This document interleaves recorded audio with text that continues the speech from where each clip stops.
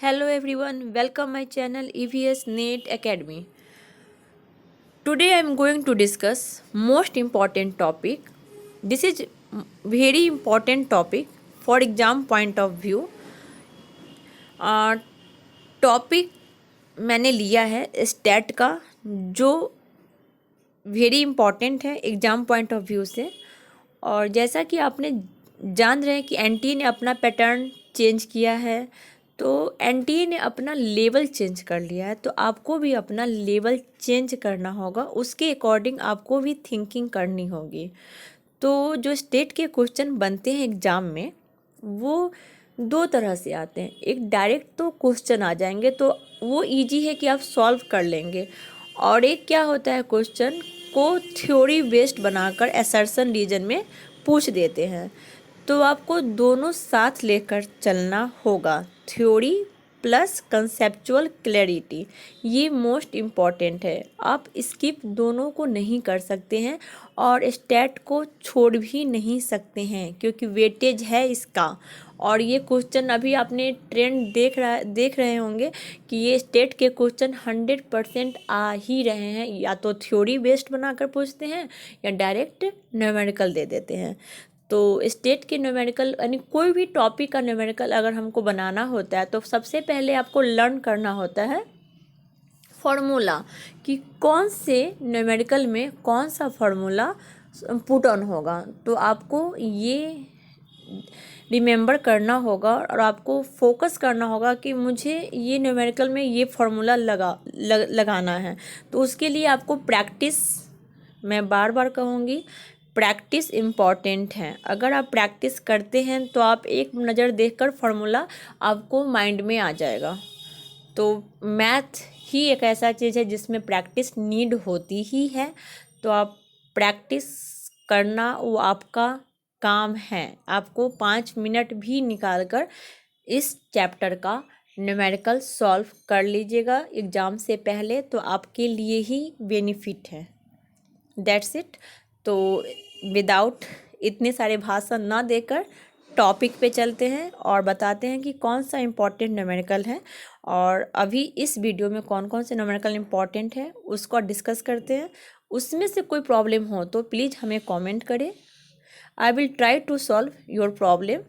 Okay, तो start करते हैं।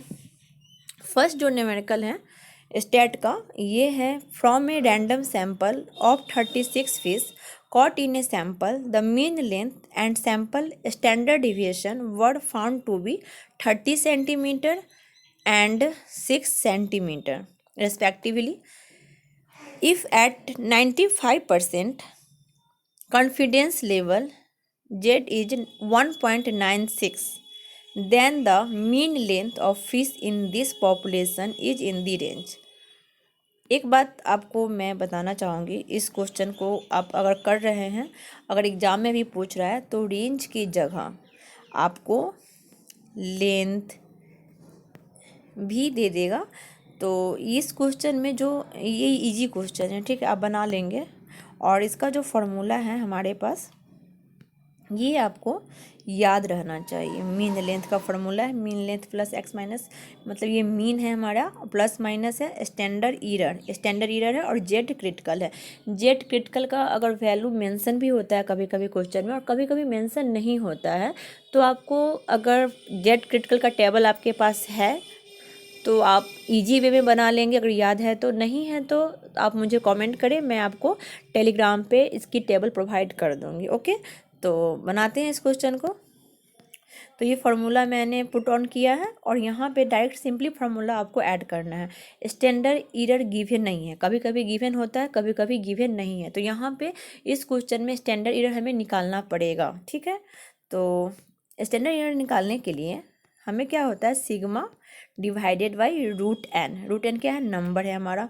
तो पहले यहाँ पे जो सिग्मा की वैल्यू पहले चेक करेंगे कितनी है। सिग्मा की वैल्यू दे रखी है, और सिग्मा क्या स्टैंडर्ड डिविएशन है, स्टैंडर्ड डिविएशन की वैल्यू कितनी दे रखी है, यहाँ पे 6 सेंटीमीटर दे रखी है। ठीक है, और मीन हमारे पास 30 सेंटीमीटर और जेड क्रिकेट 1.96 है। तो निकाल लेंगे स्टैंडर्ड ईरर में स्टैंडर्ड एरर, सिग्मा की वैल्यू 6 डालेंगे और नंबर कितना दे रखा है 36, तो यहाँ पे √36 करेंगे और 6 डिवाइड √36 का जो वैल्यू होता है क्या 6 होगा और इसको कैलकुलेशन 1 आएगा, तो स्टैंडर्ड एरर हमारा कितना आ गया 1 आ गया। तो पुट ऑन कर देंगे, जस्ट वैल्यू आपको पुट ऑन करना है और कुछ नहीं करना है आपको। तो यहाँ पे क्या करेंगे, जैसे मैंने नॉर्मल सारे वैल्यू को पुट ऑन कर दिए, उसके बाद क्या हुआ मल्टीप्लाई कर दिए, उसके बाद आपको क्या करना है उसके बाद आपको जैसे एक बार आपको ऐड करना होता है 30 प्लस 1 मल्टीप्लाई करने के बाद 30 प्लस 1.96 को मल्टीप्लाई ऐड करने पर 31 आया है और माइनस करने पर 28.0 और just this is the answer. तो आपको देखिए ये कितना जल्दी बन गया, क्योंकि हमें फार्मूला ये पता था तो बन गया।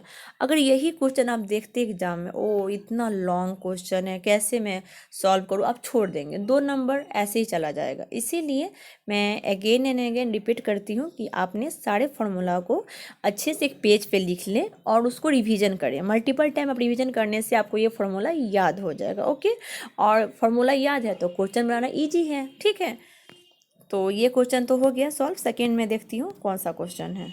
सेकेंड क्वेश्चन है ये 2020 का ये क्वेश्चन है। यहाँ से ये क्वेश्चन आया था, जब मैं एग्ज़ाम दे रही थी तो मैं ये क्वेश्चन देखकर डर गई थी, क्योंकि उस टाइम में मुझे ये पैटर्न नहीं पता था इस क्वेश्चन का ऐसा, तो मैं इसको स्किप कर दी थी। सिंपली मैं स्किप की थी, मुझे नहीं पता था इसके बारे में, कोई आइडिया नहीं था। तो अभी मुझे आइडिया हो गया तो मैं आप लोगों को भी बता दे रही हूँ। तो ये जो है यहाँ पे जो न्यू क्वेश्चन था, न्यू पैटर्न ही आया था। हर बार न्यू पैटर्न आता है, एंटी ने चेंज कर रहा है, तो आप लोग भी फोकस होके स्टडी करें, ज़्यादा अच्छा रहेगा। तो यहाँ पे है सिग्मा एक्स क्या है 100 गिवन है, सिग्मा एस स्क्वायर ये मैंने एक्सपेक्टेड बनाई हूँ खुद से, और 2500 है, एंड नंबर ऑफ ऑब्जर्वेशन 10 दिया हुआ है, and the value of the standard deviation निकालना है होगा। तो अकॉर्डिंग टू फार्मूला पहले चेक करते हैं, ये फार्मूला मुझे नहीं पता था पहले, तो according to formula population standard deviation sigma √sigma S square minus sigma S square divided by N कर सकते हैं। आप चाहे तो ऐसे भी,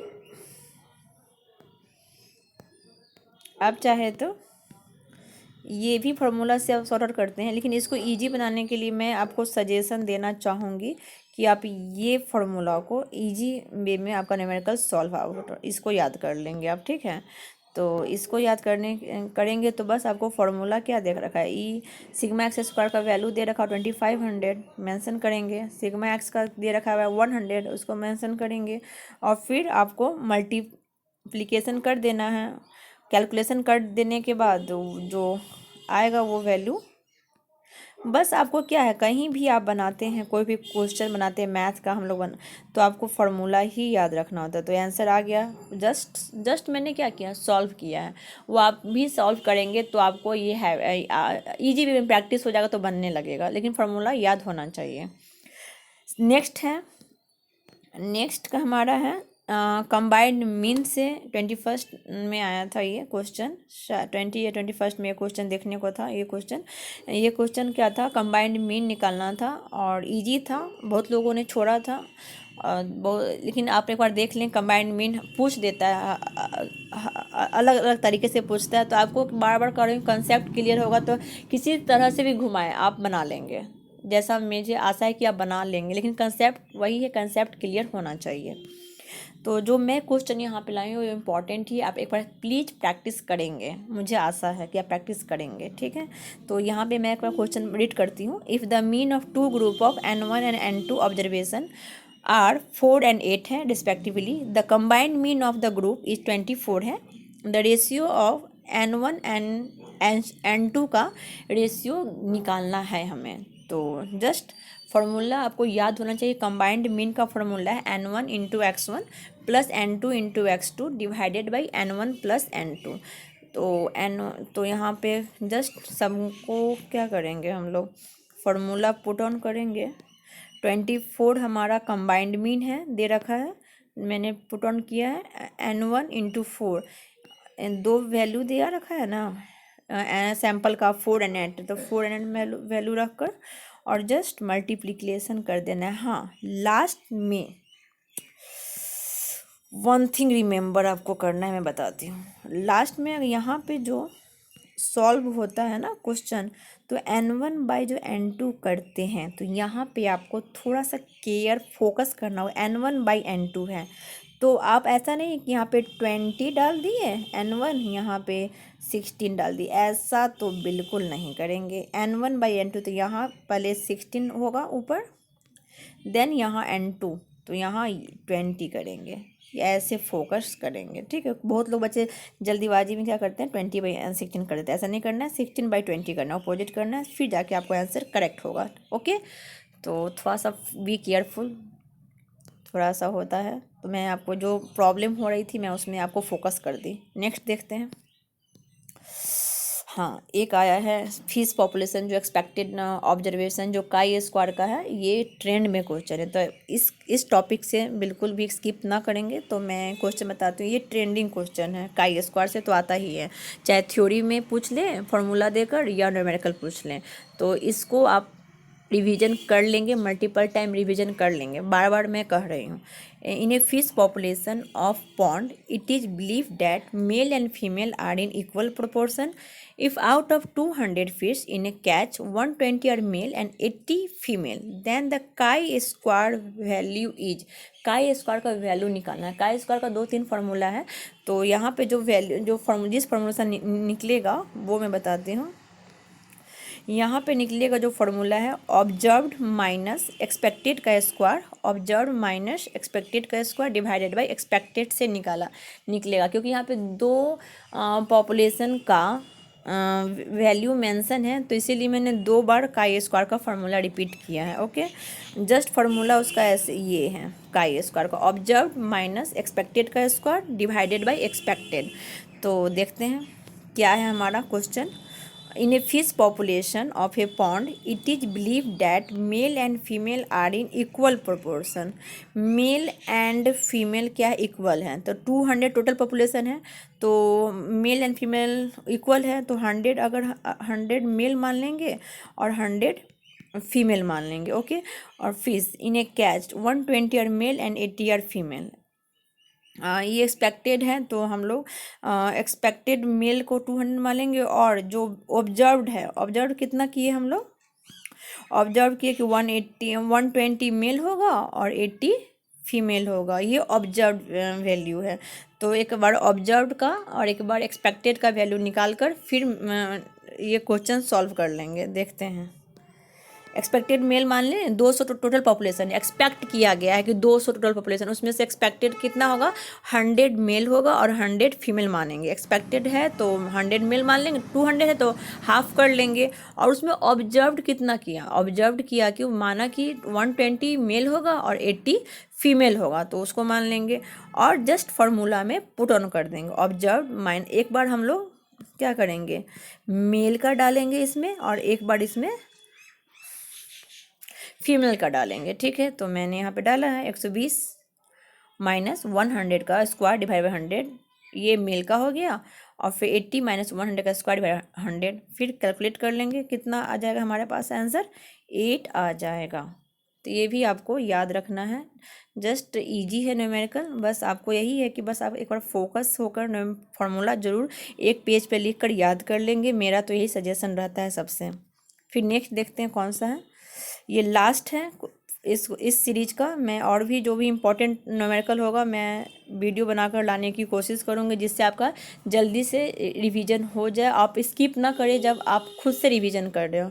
ठीक है, तो क्वेश्चन है क्या है ये, if the standard deviation of a population is 20, the population and sample mean are 38 and 36 respectively, and the T state and 95% confidence level is 2.5%, the sample size is। तो यहाँ पे है सैम्पल साइज निकालना है, टी स्टेट गिवन है हमारा, 95% confidence level है, आपका सिग्निफिकेंस लेवल का जो डेटा टेबल है आपके पास तो होगा ही, तो 95% पे यहाँ पे मेंशन भी है 2.5 है, यहाँ पे 2.5 टी स्टेट का वैल्यू दे रखा है, हमें बस सैम्पल साइज को कैलकुलेट करना है तो टी स्टेट का फॉर्मूला हमें याद होना चाहिए कि क्या होता है। तो मैंने यहाँ पे लिख दिया है वैसे, T stat equal to sample mean minus population mean divided by standard error होता है। तो जस्ट कैलकुलेट करना है, तो हमें चेक करना है कि स्टैंडर्ड ईरर गिवन है या नहीं। स्टैंडर्ड ईरर गिवन नहीं है, स्टैंडर्ड डिविएशन दे रखा है और स्टैंडर्ड डिविएशन दे रखा है, तो स्टैंडर्ड ईरर फिर हमें निकालना होगा। देन सैंपल साइज भी नहीं दे रखा है तो बनाना होगा, देखते हैं। तो पहले जो जो दिया हुआ है उसका निकाल लेते हैं। पहले हमारे पास दिया हुआ है सैम्पल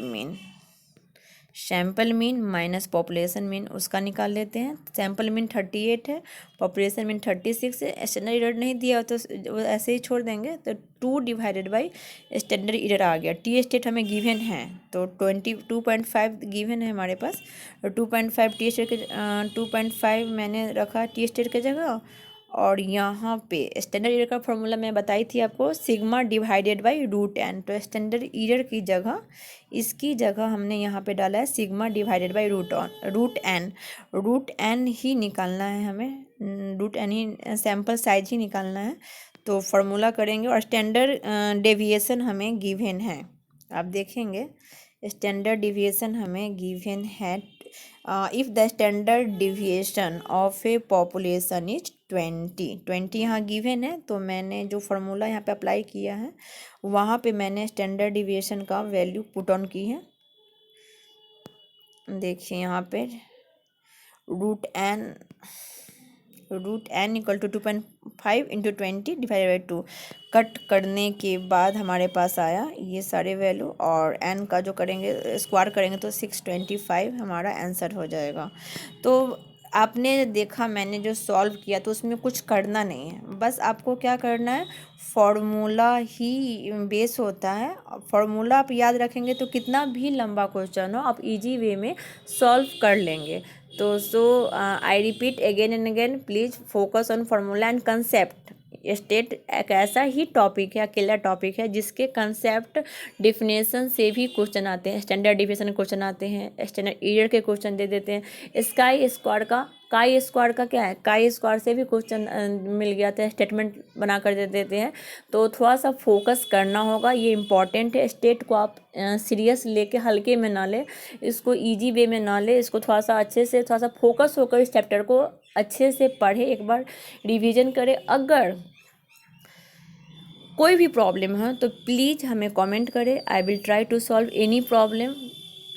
ओके, बार बार मैं कहती हूँ कमेंट करें। मैं ये जो PDF है अगर आप चाहते हैं तो मैं इसको टेलीग्राम पे सेंड कर दूँगी, आप डाउनलोड करके इसको प्रैक्टिस कर सकते हैं। तब तक के लिए मैं नेक्स्ट वीडियो में नेक्स्ट कंसेप्ट के साथ फिर से मिलती हूँ, तब तक के लिए thank you so much, bye.